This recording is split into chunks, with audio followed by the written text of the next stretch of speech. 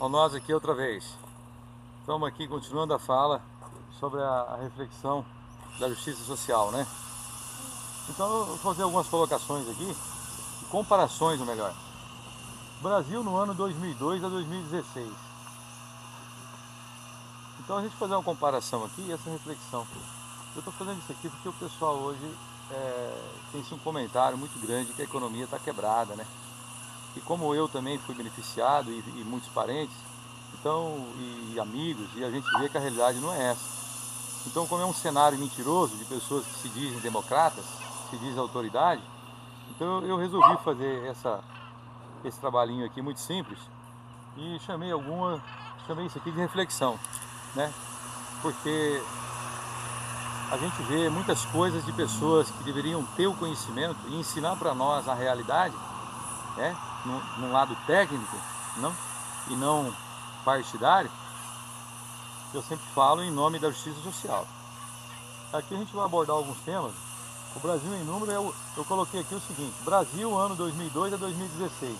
Brasil e números é o que interessa, e não longo discurso vazio. Então, eu coloquei isso aí por quê? Porque eu creio que o princípio é esse. O que interessa é o Brasil em números, né? Isso é o que interessa nós saber. E não esses longos discursos aí sem fundamento. Porque muita gente fala, mas não tem como provar. Então, vamos colocar aqui no primeiro, vamos dizer assim, no primeiro parágrafo aqui, ó. Eu fiz alguma comparação simples, só para a gente poder, às vezes, fazer algum comentário. Brasil versus independência e regras do FMI. Quanto Brasil, FMI, vocês sabem, todos vocês, que o Brasil era muito dependente da política monetária e financeira do FMI. O Brasil não tinha uma independência autossustentável, ele não tinha um poder de investimento na economia. O Brasil é um país que dependia de todo, vamos dizer assim, eu ouvi muitas vezes na televisão, o Brasil pegou, o FMI liberou, o empréstimo do Brasil de 500 milhões, a primeira parcela está chegando de 500 milhões, às vezes tinha feito um empréstimo de 1 bilhão, mas liberava em 2, 3 parcelas. Imagina um país desse tamanho, ele ia atrás de receber empréstimo de 500 milhões de dólares. É uma vergonha, é uma vergonha. Então a gente observava que o governo federal, vamos separar 3 esferas de governo. É governo federal, governo do estado e governo municipal. O Brasil, todo cidadão brasileiro tinha que aprender isso aí. Que o Brasil ele é separado porque são 3 caixas que todos esses têm um poder de autonomia e administração nos seus cofres. Então, nós observamos aqui que quanto à esfera federal, o Brasil houve uma grande evolução quanto à independência. O FMI não veio mais aqui ditar regras constantes como vinha antes. Fazer visitas constantes, né? Determinar regras, não invista nisso, não invista no setor elétrico, não invista nisso, não invista naquilo. Emprestava, mas sob condições, né? Então, o que significa? A gente sabe que a vinda do Fundo Monetário Internacional não é coisa boa. Não é coisa boa. Mas esse governo que aí está, ele conseguiu adequar essas dívidas a um modelo onde ele teve condições de criar recurso próprio para o próprio investimento. Quando o FMI no mercado internacional ele não tinha condições de financiar a economia internacional, o Brasil estava desenvolvendo. Então, como é que pode um país que andava numa situação, né, bastante caótica, o Brasil andava como um homem pedindo esmola. Essa é a grande realidade. Como um fazendeiro muito rico que andava pegando dinheiro a juros. Essa era a realidade do Brasil. Um país muito rico, mas porém precisava de estar recorrendo aos agiotas. Então hoje, o governo que mais conseguiu pagar suas contas e honrar os seus compromissos foi esse governo atual. Foi o governo de 2002 a 2015. Agora, vocês observam que o que o Brasil conseguiu nesses últimos tempos em avanço, com o sistema financeiro mundial, muitos países lá fora queriam ter alcançado, né? Porque o Brasil ele começou a dar certo. Nós vamos ver depois as linhas de raciocínio para ver se é correto o que eu estou dizendo ou não. É as linhas de raciocínio que vai ser comentado aqui em outros itens, para nós fazer as comparações se eu estou dizendo certo ou errado. Então, vocês observam que realmente a independência do FMI nos trouxe pontos muito favoráveis. O governo hoje faz investimentos bilionários com recurso próprio. Criou linhas de financiamento com recurso próprio. Eu vejo muitos economistas fanáticos, partidário ou amante não sei do que, não defende o povo brasileiro. Se defendesse o povo brasileiro e a justiça social, teria que falar a verdade, seja do lado A ou seja do lado B, porque você observa claramente, né, a grande diferença que houve quanto aos investimentos e ao poder que o Estado teve de responder, investindo nos principais setores da nossa economia nacional de maneira geral. Então, eu tenho certeza que lá fora, tanto o BID como o FMI olharam diferente para esse país, em torno dessas questões que vocês vão ver agora os resultados dessa independência. Então, vamos continuar falando. O Brasil versus reserva do Banco Central. Alguns dizem que o governo hoje está quebrado. O governo atual, de 2002 para cá, quebrou o país. Eu preciso compreender, eu também tenho interesse em enxergar isso daí, se realmente está quebrado, porque às vezes eu posso estar errado. Como eu queria ver no papel as contas, para mim poder entender, porque só as falas servem para alguns, mas a conta é ela que vai ter a explicação exata. Então a gente observa que a reserva do Banco Central em 2002, quando termina os 8 anos, se conclui o trabalho do Fernando Henrique,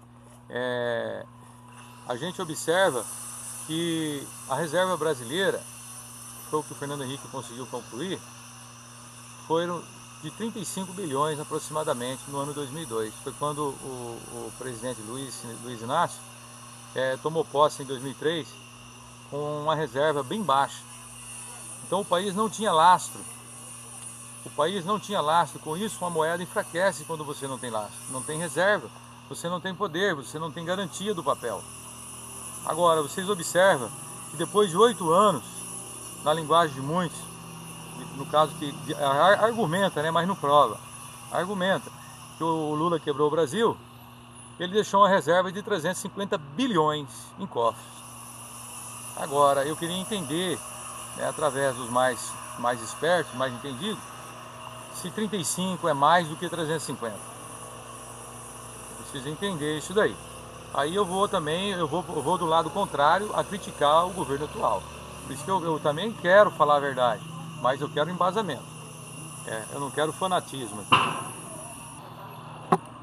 Então, essas comparações a gente pode observar bem claro sobre a reserva, que é a questão numérica que nos dá embasamento.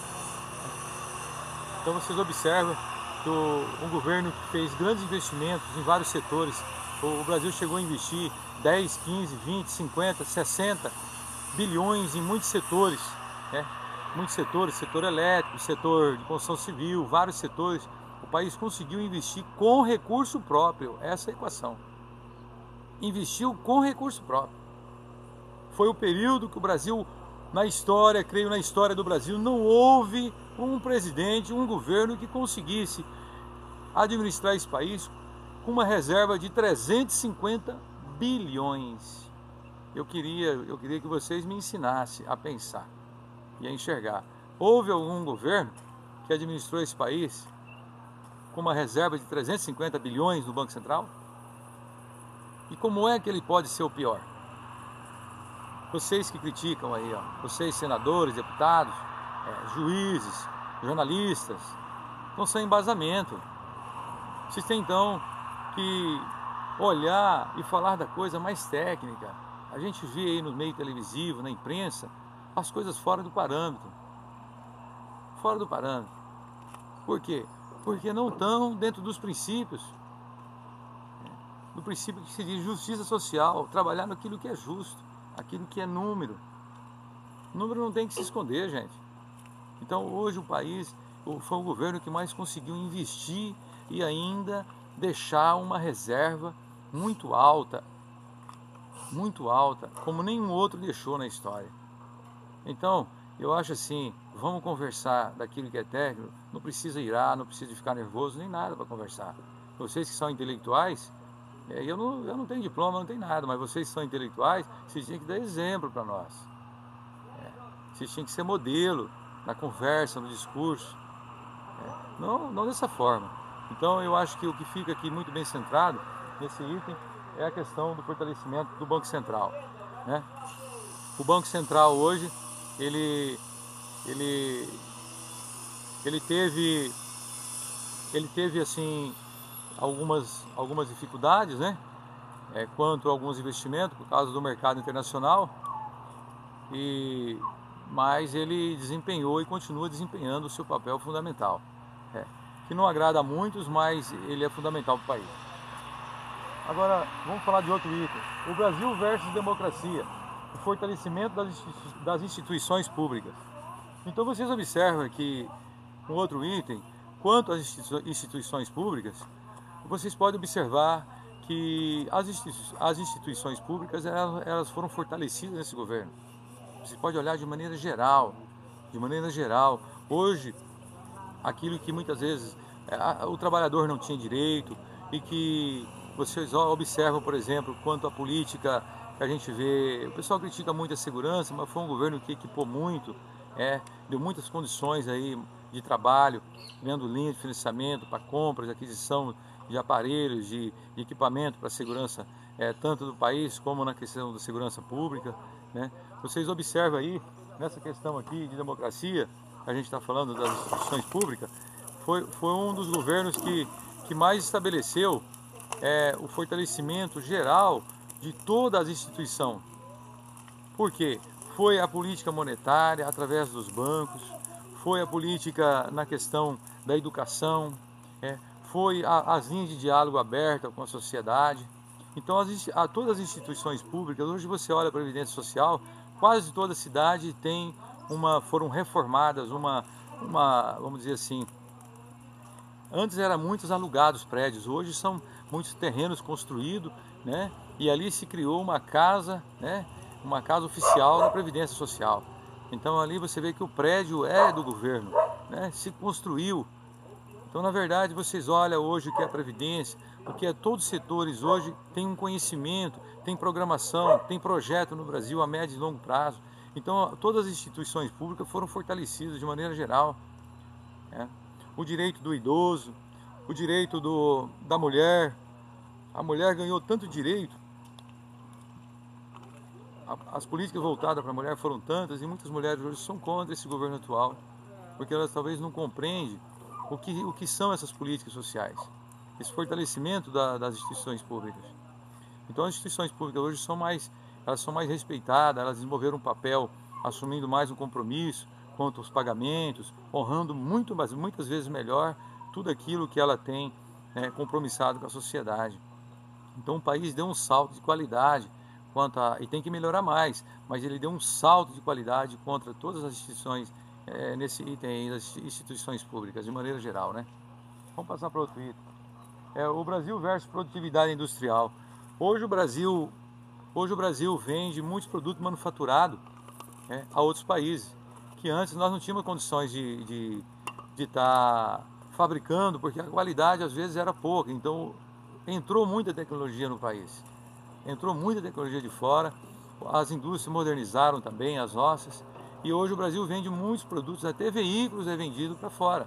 Então o Brasil não é só um país agrário, né, que muitos dizem, mas ele vende hoje sim muitos produtos manufaturados. Houve uma modernidade sim na questão da indústria no Brasil. Hoje se fabrica muitos equipamentos para construção civil no Brasil, para equipamentos hospitalares, em todas as áreas que vocês pensarem de alta tecnologia, de celular, de computador, muita tecnologia hoje ela se encontra dentro do país. Então, para dizer que não houve uma evolução quanto à indústria, houve sim. Houve, porque se a gente for pegar os gráficos, os números, ele nos mostra isso daí, que houve uma evolução. O Brasil versus investimento externo. Investimento externo, claro que diante de um quadro que o salário mínimo crescia, o poder de compra que as indústrias vê isso, o poder de compra da massa. Então atraiu muito investimento externo para o Brasil. Porque se o governo não tem condições de aumentar o poder da massa, com certeza as indústrias não vêm. Por quê? Porque não tem para quem vender, não tem perspectiva de crescimento.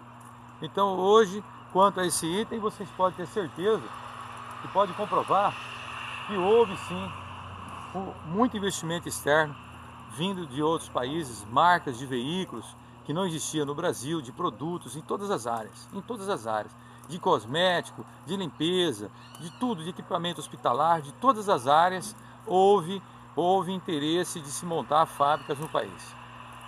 Então a questão industrial, eu sei que muitos estão aí com a cabeça inchada, porque o governo atual investiu, deu muitas condições no Brasil de se criar vários polos industriais em outras regiões do Brasil, porque era muito centralizado.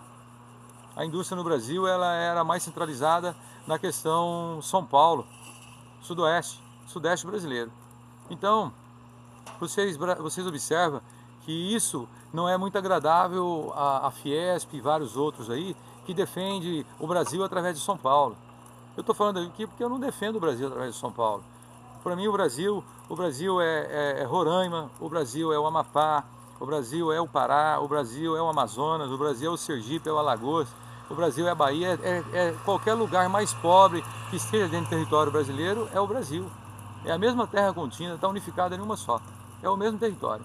Agora alguns querem, por causa dos seus interesses, que os estrangeiros sempre olham para aqueles lugares onde realmente a indústria já está modelada, já está desenvolvida, mas esse governo que aí está, ele deu condições e abriu muitas linhas de crédito a nível da indústria. Então o Brasil, a nível de indústria, modernizou-se muito para fabricar a quantidade que se fabrica hoje. Se você for olhar em todos os setores, houve muita produção.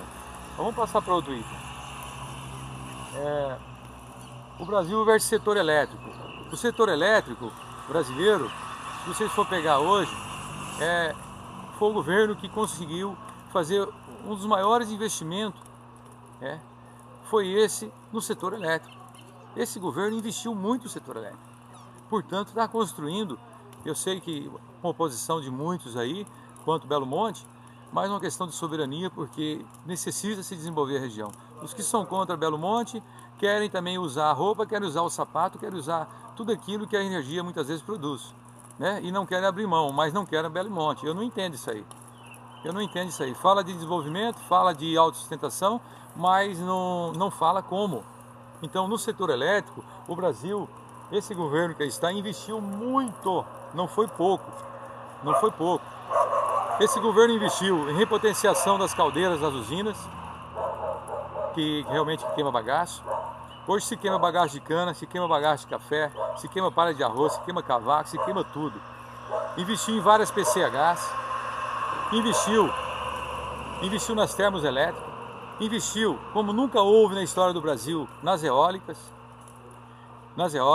e está fazendo está concluindo o projeto do submarino brasileiro, dos 2 submarinos lá no Rio de Janeiro, que vem trazendo a tecnologia dos pequenos reatores, dos médios reatores nucleares, para ser assentado próximo das grandes hidrelétricas, para ajudar a geração de energia no Brasil, para que tenha o equilíbrio das águas, dos reservatórios. Então o pessoal hoje fala que o Brasil está quebrado. Agora, antes sim, nós vimos aí que nós não tínhamos muitos bairros, muitas cidades, como eu conheço e conheci.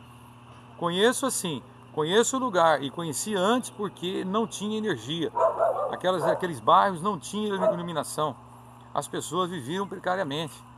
Então, vocês observam aqui que esse setor elétrico, o programa Luz para Todos, foi o programa que mais revolucionou o Brasil, porque muitos diziam-se de desenvolvimento, mas não entendem o que é desenvolvimento. Eu tenho um interesse em conhecer, mas como eu sempre tenho o que tem que vir primeiro e o que tem que vir segundo, o boi, a carruagem não anda sem os bois. Então você precisa de ter ordem. para dar ordem para as coisas. Se falam, mas não mostram como desenvolver o país.